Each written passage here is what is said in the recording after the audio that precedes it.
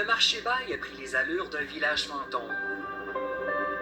Les rues sont désertes et les fenêtres de certains bars sont maintenant placardées. Le centre névralgique du tourisme dans la capitale a perdu de son charme.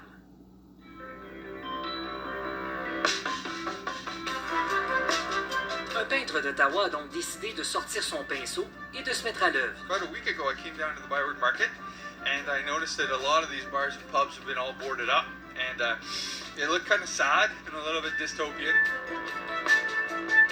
Marc Adornato est un habitué du quartier et du château Lafayette.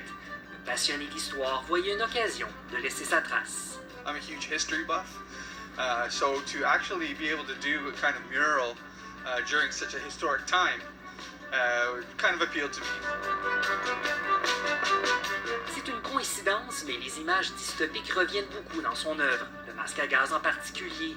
Comme on est en pleine pandémie, son sujet de prédilection s'est imposé, les nuances avec un message d'espoir. You know, a lot of these places that are boarded up, it looks like they may be closed forever, but they're not. Les temps sont durs pour les propriétaires de bars dans le marché Baille. Tout est fermé depuis la mi-mars et en plus, certains ont été victimes de cambriolage.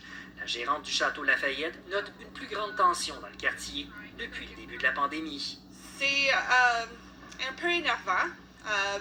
Tu ne sais pas qu'est-ce que tu vas rencontrer d'un coin à l'autre. On voulait protéger nos locataires et notre entreprise familiale. C'est une entreprise très vieille et on ne voulait pas le voir détruite.